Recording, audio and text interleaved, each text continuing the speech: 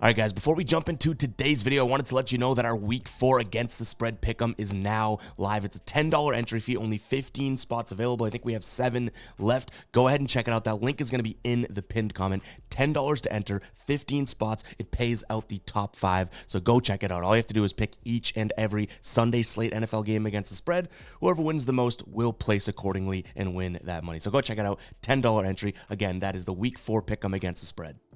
All right, YouTube, how you doing? Welcome back to the channel. It is Saturday, September 28th. We got a full MLB slate to dive into in today's video, like we always do. We're going to go through each and every one of these games. I'm going to give you my lean on the side. I'll give you my lean on the total. We'll talk about any other plays like player props that we like in the game as well. But as always, guys, keep an eye on the pinned comment of this video. That is where all of my final plays will live. In terms of last night, a nice little 2-and-1 night. Now, we're still being really cautious with the half-unit plays, not throwing a bunch of plus money plays out there, anything like that, but a 2-and-1 night on the heels of the 2-0 night beforehand, so nice little 4-and-1 run there. We did have a couple negative days in a row, but we've turned that around. I don't know exactly what we're on in terms of our last 20, but it's pretty damn good in terms of our last 20 plays there, but a 2-and-1 night, we will surely take it. That Phillies play, though, that was a tough one. I had them first 5 run line. I believe they were down like 7-1 or 7-0 after 5. Something like that. I'm exaggerating, but it wasn't all that great. But the other two, Royals, Braves first 5 under, and the A's, Mariners first 5 under,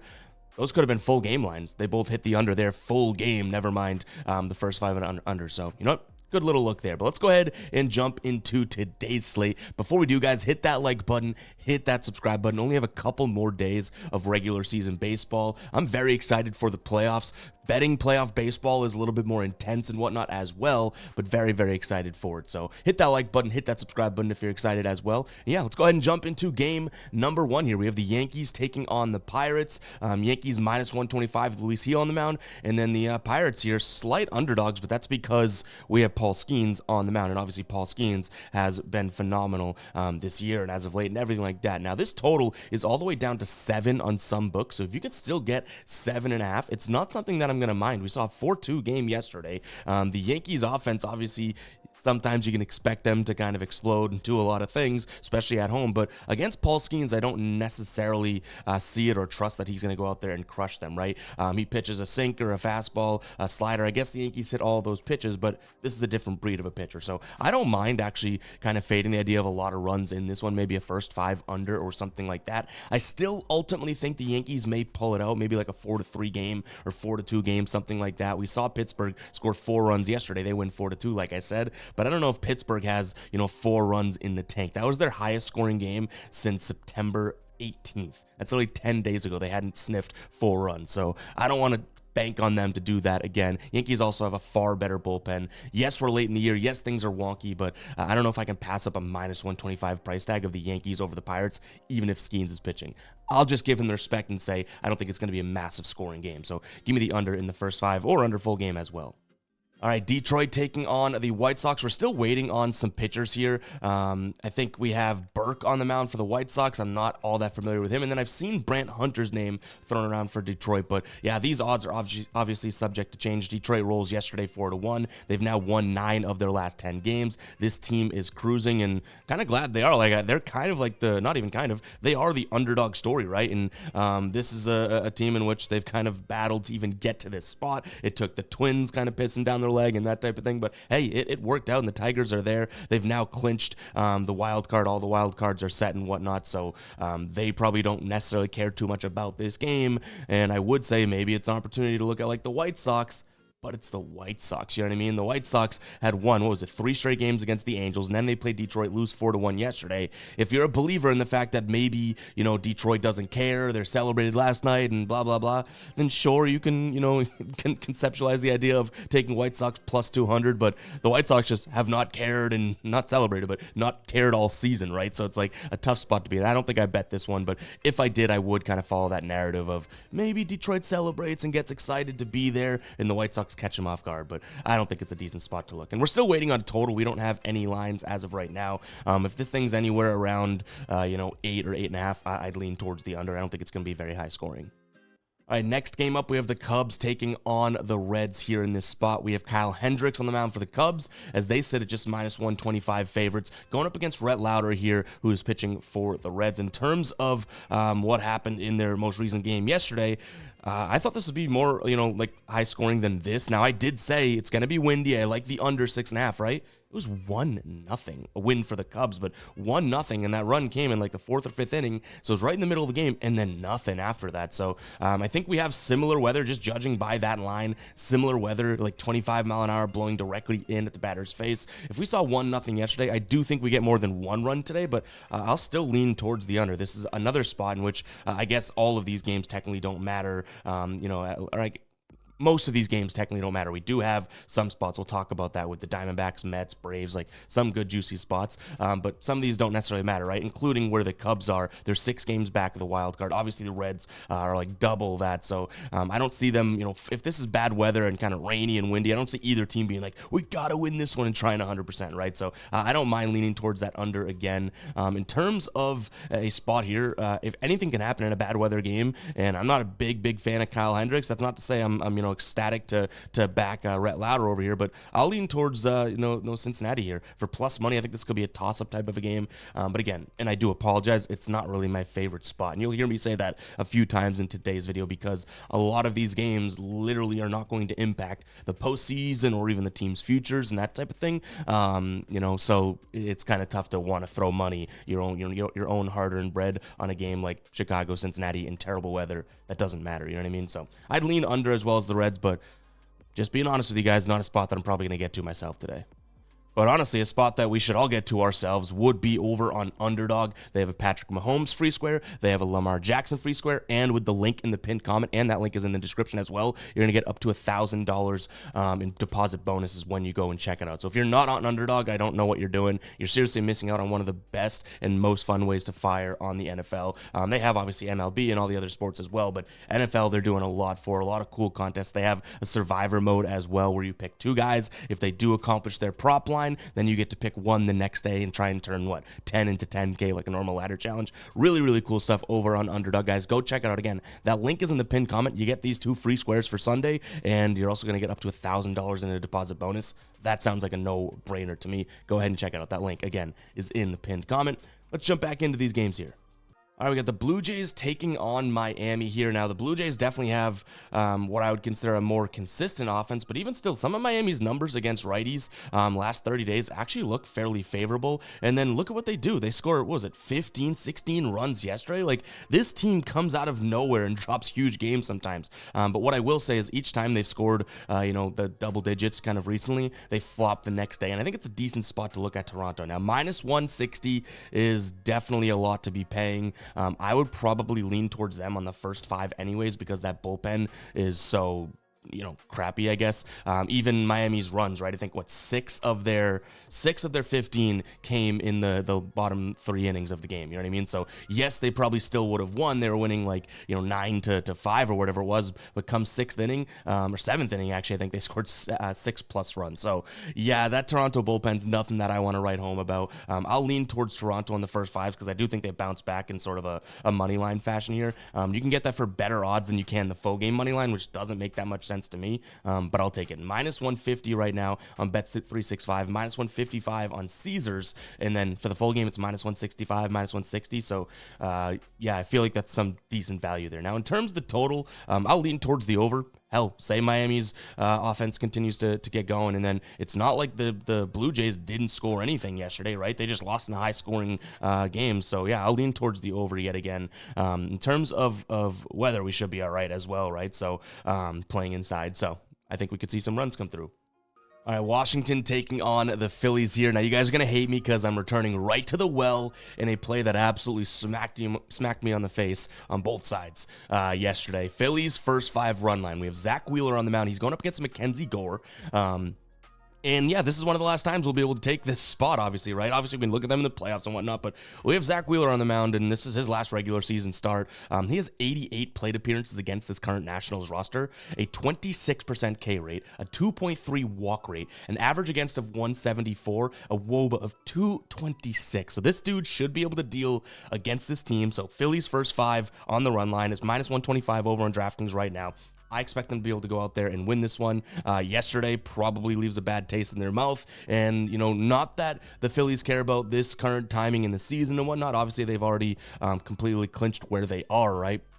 NL East.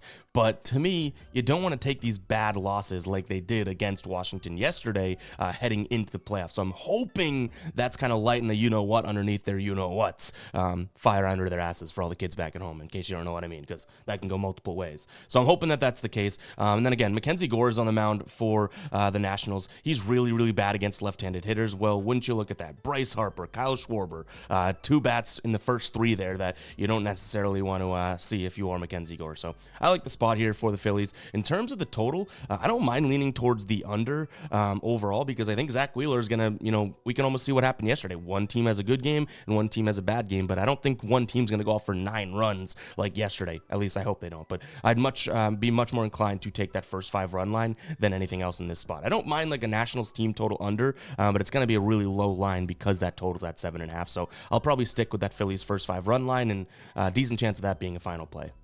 I know a bunch of you are watching this just smacking yourself in the face because I just gluttony for punishment over here, because I lose something and I go right back to it the next day, and hopefully it doesn't kick us in the crotch again. Hopefully.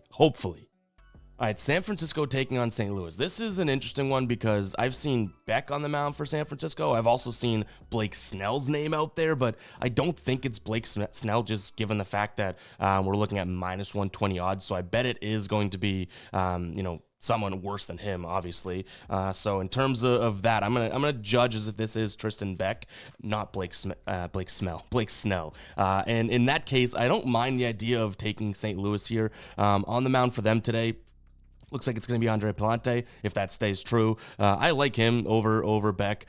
Could be a decent spot to get a plus money team. This is another one of those games, though, where it's kind of like, well, I could see either team winning. San Francisco loses yesterday, like probably a reason for them to bounce back today. Anything can kind of happen in this type of game. That doesn't really matter. I don't mind the under, though. I don't think either offense is firing at all cylinders. Yes, yesterday's game was 6-3 St. Louis, but St. Louis is kind of on like a scorched earth path right now. So they've scored 6 runs, then they had the outlier 2 runs. And then they went 7, 5, 8, 6. But those 7, 5, 8 before yesterday's 6, it was in Colorado. So I think you look at that and you say, oh my God, this team's scoring so many runs, blah, blah, blah. Yes, they scored a lot yesterday, and I admit that, but I don't think that they're that consistent, right? Like, I think that has a lot more to do with the fact that they were in Colorado for the majority of those games. So I expect a little regression here. So I'll lean towards the under, and it's more so fading the offenses than I am backing the pitchers at all. But give me St. Louis for plus money as well as the under in this spot.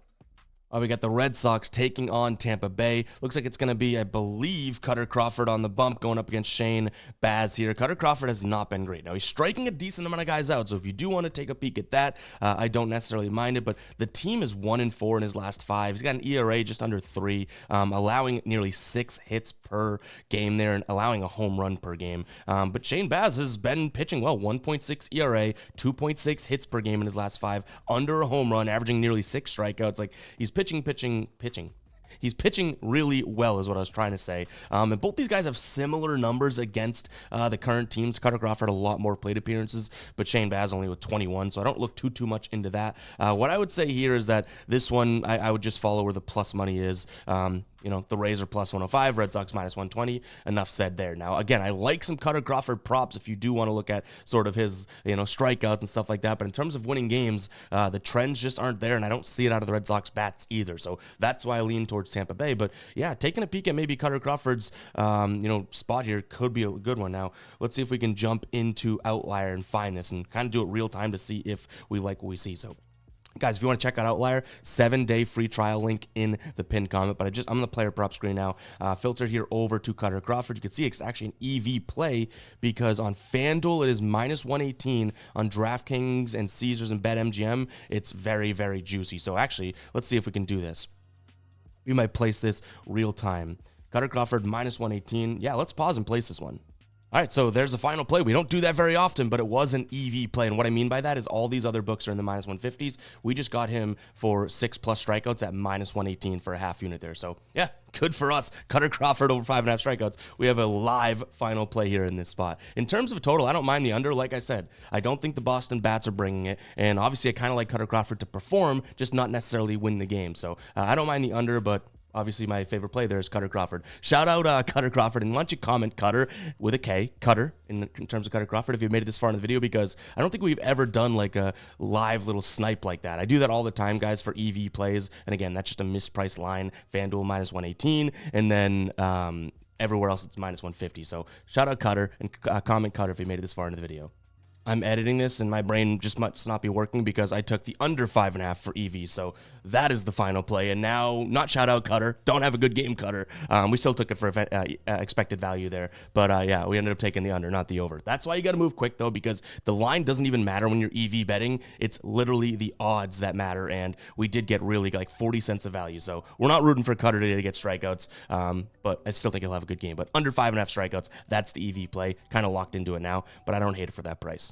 All right, Cleveland taking on Houston. Obviously, this is a game in which the results aren't going to matter either. Ben Lively on the mound looks like, and he's going up against Justin Verlander. Justin Verlander has not been the Justin Verlander we know. Now, I know he's getting older. I know he's had a stroke of bad luck here, but his last 5 starts, he's averaging 7 hits, 5 earned runs, 2 walks per game, and only 2.4 strikeouts. Like, Justin Verlander, who are you, and what have you done with the real Justin Verlander? Going up against Ben Lively, who has been really, really good in his last 3 starts now. It's been against the White Sox, Tampa Bay, and St. Louis, so take these numbers with a grain of salt. But he's allowed 0 runs, 1 earned run, 2 strikeouts in each of those. Based on the odds here, I do think there's a little bit of value in Houston for plus money. But this Houston team, you know, when they win, they haven't really been able to string multiple wins together since the LA series. So kind of a tough spot, but again, like, you're looking at plus money for the team that I would consider the better offense. And even yesterday, I told you that I might want to bet Houston, right, for plus money. We didn't get there just because, you know, Alvarez is waiting until the postseason or whatever to come back. And it's like, maybe the team and the offense isn't as great as it could be, but I still think for plus money, Houston's probably the play here. And we've seen Ben Lively only pitch 6 plate appearances against this current team, so we don't have much data on that. But we have Verlander, who's pitched 89 plate appearances against the current Cleveland team, and he's got, you know, average at best numbers and average at worst, so average numbers. So I like Houston's offense to be able to kind of win this one, so I'll lean towards them for plus money. In terms of the total sitting at 8, I don't want to ride and back Verlander that much, so I'll lean towards the over there as well. But yeah, it's really comes down to just the price here. I don't think Houston cares all that much about it, but for plus money for a really good offense, it seems like it could be a spot. All right, Brewers taking on the Mets. So the Mets still in the wild card spot, but they are essentially right now, it must be a tiebreaker because they're essentially tied with the Braves, Mets, and Diamondbacks, but the Diamondbacks have been bumped out of the wild card spot. So this is definitely an important game for the Mets here. I think they're going up against, it looks like Cohen could be the opener and then Reyes the primary. Definitely want to keep an eye on who is pitching in this spot. I think we're going to get Jose Quintana for the Mets.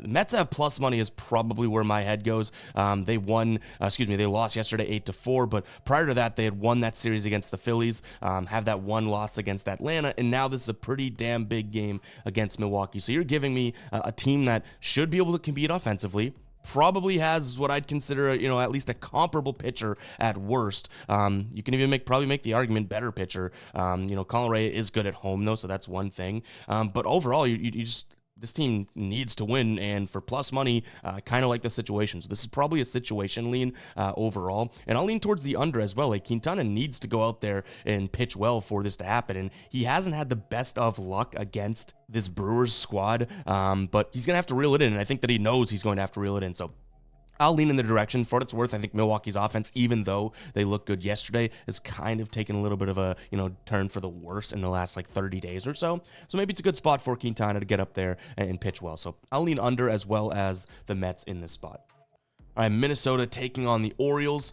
Zevi Matthews is pitching, going up against Albert Suarez. We don't have a total for this one yet, but we do see another plus money spot for Baltimore. And what did I tell you guys yesterday? Not that like I'm all over it, but Baltimore's plus 130 yesterday, and I was like, or plus 140 at the time of recording, right? And I was like, might be worth sprinkling on that.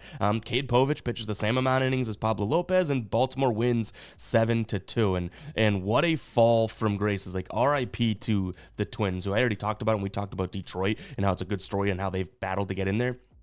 The Twins just pissed down their leg. What a fall from graces. Just 2 weeks ago, they were thinking they were secured in the wild card spot, and now they are ultimately not going to get in, which is just tough for them. But this is another spot where I'd say, well, okay, Baltimore has something to play for, right, to continue getting better and get ready for the playoffs, and the Twins are probably down in the dumps, so another plus money spot for Baltimore. Sure, sign me up. Now, I didn't have the cojones to pull the trigger, but I still liked it. And like I said, we don't have a total for this one yet.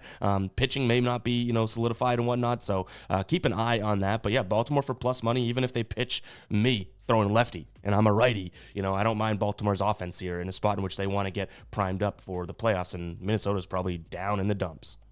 All right, Atlanta taking on Kansas City. Atlanta looks like they're going to make it happen, right? They're actually slated in the wild card spot right now, so it's Padres have already clinched that spot, and then the Braves, Mets, and like I said, Diamondbacks all tied, but I believe because the Braves and Mets have played one less game, I might have this wrong, 1 or 2 less games than the Diamondbacks, their percentage is better, so maybe that's why they're the playoff team. I could definitely have that wrong, but overall, this Braves team is still fighting for that spot, right? And in this spot, they're just way too favored for me to like it. Like, I don't think I'm going to bet it myself, and Seth Lugo had some favorable numbers against them in the past year. 79 plate appearances against the current team, 24% K rate, an expected batting average against of 185, an expected WOBA of 295. So he has some good numbers, and enough that would make me not be all over the Braves here. But just know, if I were probably, and this was better odds, it probably would be the team that I back, because you have the Royals who got their spot and clinched their spot, and now the Braves are still fighting for it, and it's very, very important that they get it, right? So I'd lean Braves, but not for that price tag. If this was Chris Sale, then hell yeah, minus 170. I could even conceptualize it, but right now, minus 170 is even the best price out there. It's like minus 180 on a lot of books. For Ronaldo Lopez, not exactly the spot that I like. Now, I would still consider a first 5 under potentially here, but again, yesterday I liked Fried on the mound, right? And Ronaldo Lopez is a good pitcher, and I don't mind him, but it just doesn't seem as good of a spot to kind of target. So I'll still lean first 5 under, but Braves maybe first 5 money line, and then first 5 under would probably be the way that I play this. But just know that Lugo, if you are making up your own mind here, not just blindly tailing, Lugo has some really good numbers and expected numbers here against the Braves. All right, Colorado taking on the Dodgers here. Dodgers win big yesterday. Was it 11-4, something like that? And we saw Tony Gonsolin. I don't think he ended up pitching. Did he? It was a Brazier. I didn't follow along with the game as much as if I were to bet on it. But here we have Yamamoto listed as the starter against Antonio Senzaleta. Probably a similar spot as yesterday. I like the Dodgers, not for this price, but I'd bet the over because they're in Colorado and I could see some runs coming home. So kind of simple as that. Dodgers and the over. But much like yesterday when I kind of just threw it in there, it's not my favorite spot on the board. A lot more games matter a lot more than this one. So that's kind of where we're at. So Dodgers in the over, but I don't know. I think that there's a lot more kind of juicy spots like the one we'll talk about in a second coming up. All right, Arizona taking on San Diego. This is a big game for Arizona. Like I said, technically, if you look at the wild card standings, they're out of the wild card, but they're right there tied with the Braves and Mets. So I wouldn't say they're out of it. If they win and continue to win, they have a strong chance here. And they're going up against the San Diego team, who's definitely a good team, and a team that's making it obviously difficult on them, right? Like when you think about it, Atlanta's playing Kansas City, a team that's already in. The Mets are playing Milwaukee, a team that's already in. Arizona's playing a team that's already in San Diego, but San Diego just clinched and still is, the Dodgers' little brother type of thing. Like, might be a little bit more chip on. They might still be playing harder than the other two. But overall here, I do think Arizona bounces back. They have Eddie Rodriguez on the mound today. He's a lefty, and that's kind of the key here. So San Diego, really good offense, as we know, last 30 days and even beyond, right? But against lefties last 30 days here, 208 average against. That's the 8th worst in the MLB. 72 WRC plus, 8th worst in the MLB. And then they rank 23rd, 21, and 23 in OPS, ISO, and slugging against lefties. So I like the spot for them to bounce back here. That's the Diamondbacks. Minus 160 is tough to see, but overall, this might be a spot in which I say, you know what, let's kind of go more all in on this one, and let's look at them on the first 5 run line. Right now, for first 5 run line, meaning minus 0.5 in the first 5. You can get them for plus 105 on Caesars as of right now. Most other books have this in the minus 115. So yeah, I don't mind them to do that. Go out there and win the first 5. I don't trust the bullpen. I hope Arizona stays in here because I love betting Arizona. I think it's a fun team, but just go win the first 5 and at least we could start there.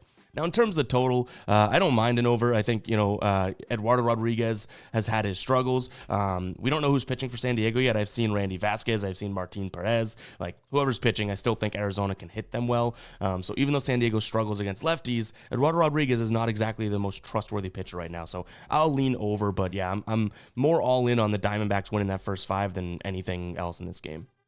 And I just gave them the absolute kiss of death, didn't I? I gave them the Ev Jinx.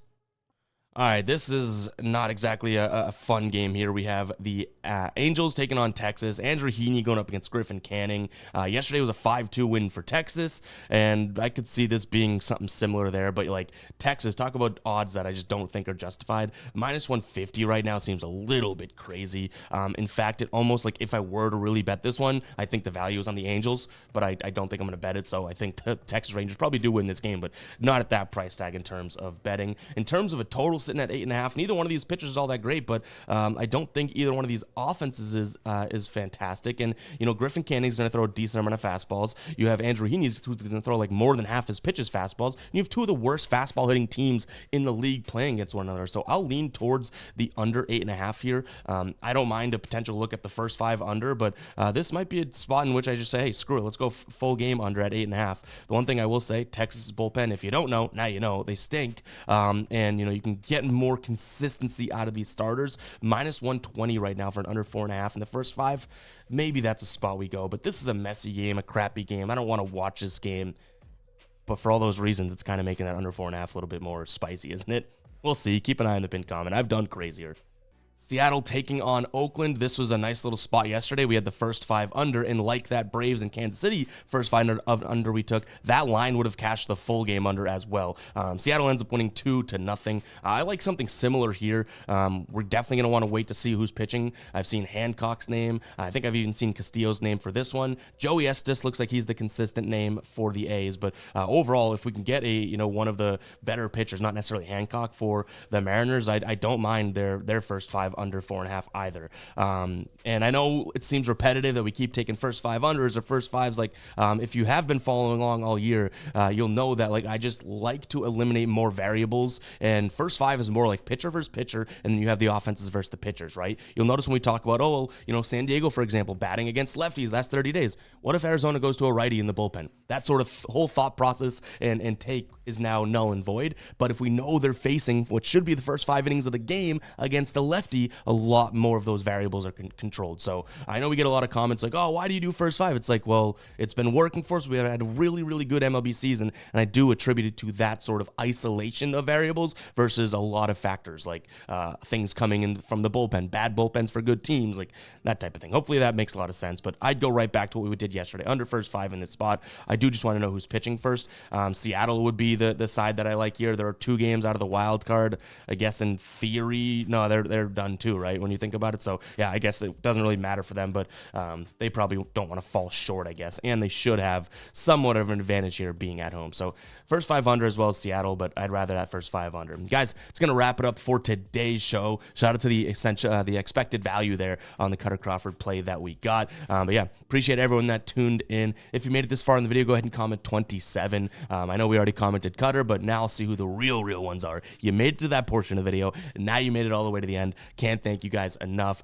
We got the NFL video for my picks coming out at 1 o'clock today, and go check out that Splash Sports contest, the Week 4 pick'em as well. $10 entry. We're paying the top third of the contest. Go ahead and check it out. Catch you guys in the next one, all right? Peace out.